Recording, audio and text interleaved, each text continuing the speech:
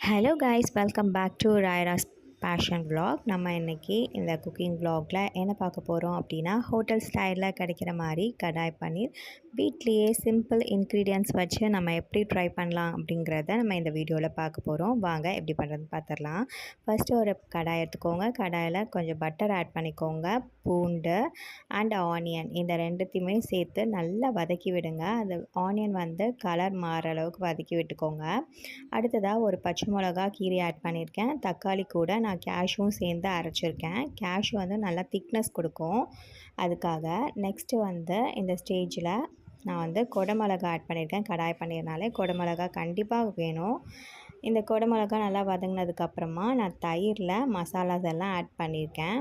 Red chilli powder, garam masala, cumin powder எல்லாமே add பண்ணிவிட்டு ஒன்று சேர வதக்கி விட்டுக்கோங்க. அந்த பச்சை வாசனைலாம் போகணும் இல்லையா?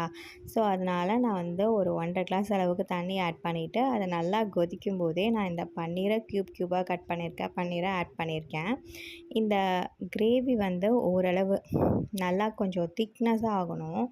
அப்போ தான் நல்லாயிருக்கும். கட்டியாக வரும்போது இந்த கொத்தமல்லி தூவி நீங்கள் இறக்குனீங்க அப்படின்னா கடாய் பன்னீர் வீட்லேயே அட்டகாசமாக இந்த அளவில் ரெடி ஆகிடும்.